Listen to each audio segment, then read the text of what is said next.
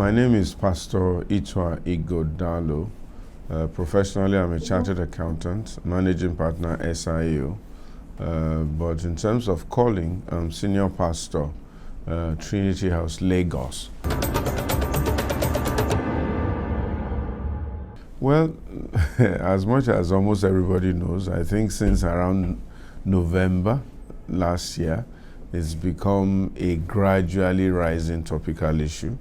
And this is the first time, at least in my own generation, where the whole world had a consensus on something. And this one they call a virus. It's called the corona, which is like a crown or a halo virus, discovered in 2019. That's where you get the name COVID-19 or coronavirus 19 from. Okay, so it's a halo crown virus, which behaves differently from a bacteria in that it has organs it attacks, and it's born through contact, saliva, liquid objects around the body and things like that. And that's its mode of transfer. And everybody's been talking about this virus because it was discovered first in Wuhan, in China, a little province in China. And it spread so fast in that by easily touching somebody or being in proximity with the exhalation in terms of saliva of that person, very, very quickly you can catch the virus. Well, I think government can do a bit better. Some governments slightly better than others. But it's a strange virus. It's unusual. The last case was around 1918. Very few people were born or even in capacities of knowledge then. So when it grew up, although America and places like that had the forewarning and they've been talking about it even since 2011. They even acted a film centered around the coronavirus at that time. And then, what's his name? Obama spoke about it in a speech in 2013 or 2015 or so, before he vacated office. And even before him, the president before him, George Bush Jr., also spoke about it around 2005 or so, while he was still president, meaning that their research had picked up the possibilities of a virus that could be quick spreading, contagious, and they had a Department of Virology, even within the White House, doing all sorts of investigations. Unfortunately, when, Trump came, he canceled it thinking that it was a waste of money and so on and so forth, because it's like you're preparing for eventuality and eventually it doesn't seem to come, seems far remote. But they should have known, because HIV or something similar, we managed that, because that was purely sexual at that time. After that, you then went into SARS, and then you went into Ebola. And Ebola needed physical contact. Now this one, you don't even need real physical contact. So it seems to be progressively getting more and more contagious. So we need to be very careful in the world that we're in today. Very, very careful indeed. Well, people keep emphasizing closure of church, especially when they're talking to church people. But it's not really a closure of church. It's a closure of places where you have crowds and large gatherings of people. And church just happens to be one of such places. Over the last few months, not one hotel or one serious hotel is functioning. They're all closed down. Nobody's arguing too much about that. Mosques down, event centers, all of them down. So people are looking at alternative use. So it's not targeted at any particular group or persons. It is just that we cannot afford to have large gatherings of people in one place because of the fast and rapid contagiousness of this particular virus. The only problem in Nigeria, not just Lagos, is that we're not testing enough. Okay, we're not testing enough for various reasons. Money, not enough testing materials, and the mobility of people all over the place. I'm sure that if we were testing enough, we would discover that we have many more cases than we bother to report. A lot of people have caught this virus, and because it appears like a flu or a malaria, they've treated for flu or malaria, and they have gotten better and moved on. Okay, I was watching something recently and says that one person can infect 1,000 people, okay, within the space of a few hours, okay, especially if it's in a large gathering, okay, because as he infects one, that person infects another, and so on and so forth. But out of that 1,000 people, 800 may just get a minor flu, or a minor cold, or a bit something that looks like malaria. Okay, 3-4 days they've treated, they're okay, they develop an immunity to some extent. But 200 of them would have something that looks serious enough for attention. And that's how it is. So the trick is to prevent people from being in too close a proximity so that the virus does not fall on different people.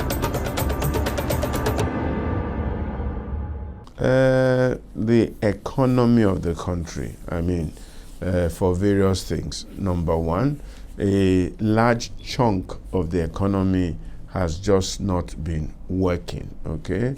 Talk about the airlines, okay? You can imagine the trillions of naira that the airlines have lost in the last 3 months for not flying. And by effect, businesses that people could have transacted that needed physical interaction have also not been consummated. Also, offices have been shut, including government offices, where about 80% of the staff had to be sent home at a certain time. Okay? Then, more importantly, there are people in Nigeria, at least the large population of people in Nigeria, maybe 40-50% of our people, are daily wage earners. It means that if they don't work for one day, they cannot meet obligations the next day, including feeding. Okay? And therefore, that money that turns around every day, at least for about a month, totally stopped. The response was that people like that had to be given palliatives. They became beggars almost overnight. And I know the number of text messages I get. Even till today, I've gotten like 6 of them asking for help or the other. On the average, it's like 20-30. Whether you know me or not, you just pick up my number, you send me a text message, you say, Pastor, you must respond. And I try my best. I know how much our church has spent, and myself personally, trying to make people happy, apart from the food that we also go around feeding people. These sort of things have really never happened before in Nigeria, and therefore it's affected the economy. Although the other side is that some health sector supplies, PPE supplies, face mask supplies, a new business, a new economy also erupted. You know, now almost everybody is doing face masks here and there, a new industry, fashion industry, PPE materials, people are importing ventilator. So there's a bit of a boom, especially in palliatives and health sector. But I think the loss outweighs to a large extent whatever new markets have come. Yeah, you asked the question, how did it affect the church? Well, the main effect for the church was more emotional and psychological, in that you couldn't now meet and gather with your people. Well, in some churches, and if all churches, church income was also affected, but that's not the key issue. The church does not necessarily live on that income as such, although you have church staff that you have to pay. 1 or 2 pastors or so are full-time, so they need to be paid also and all that. So that income was affected, but that wasn't the critical issue. The more critical issue for the church was the emotional loss and, if you like, spiritual disadvantage of not being able to gather. But fortunately for a lot of churches, Zoom and social media, multimedia also picked up in that people have started using that as a means of reaching the people and communicating with the people. In fact, a pastor friend of mine was telling me just yesterday that before the lockdown, his midweek service had gone down. He had even shut it down completely. But now, going through Zoom, the thing has picked up again, and a lot more people are attending, much more than used to come physically to the church. So everything has two sides to the coin. As a church, we are prepared for resumption. We spent this time to reset, to rethink, to re-strategize, to re-emphasize, to pray, to spend a lot more time with God, and then physically to clean up our premises, do some renovation that we hadn't been able to do, do some social distancing with our seats, fumigate, build a few new hand washing devices here and there, and then come up with protocols that we have to observe for people coming into a large gathering. In a way, it's going to help our health issues in Nigeria.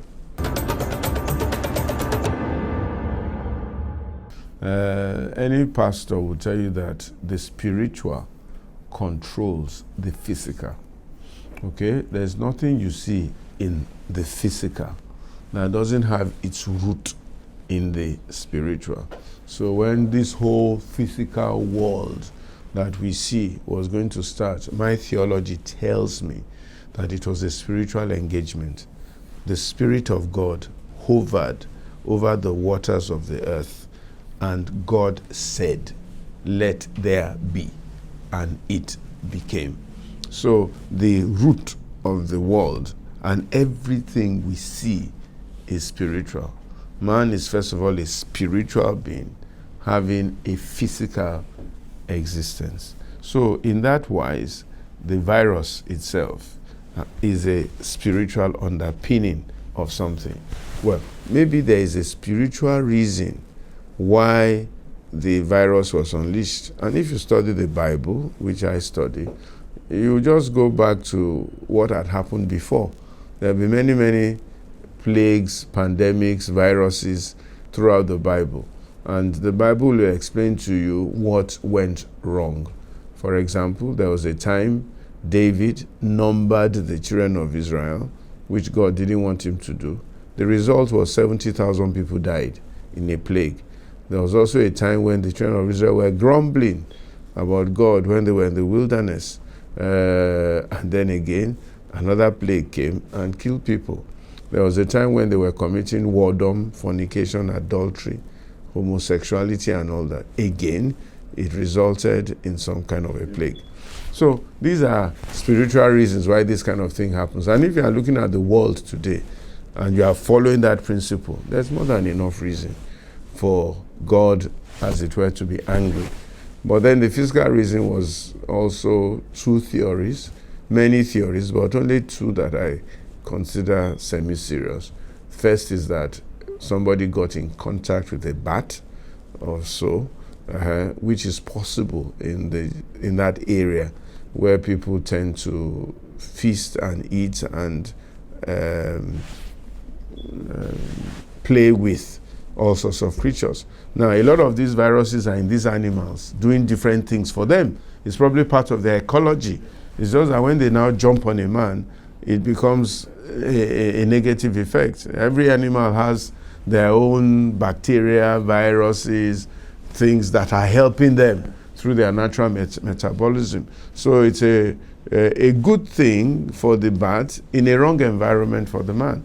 But I also think that the theory of experimentation in this Wuhan laboratory is also a possibility, because we know that America had been funding that laboratory in Wuhan to try and see if they could do some research into this virus, maybe originally gotten from the bat. Now you are researching it to see if you can use it as an object of biological weaponry. And maybe the experiment went bad, or somebody left the lab, picked up some of the virus, didn't realize it, and began to spread it around.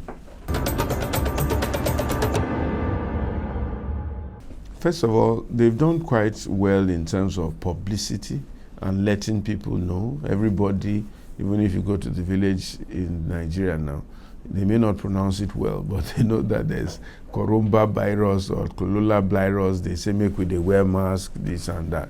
So there's been quite a lot of work in publicity. They should continue to do that. Nigeria too should be doing some research into cure. If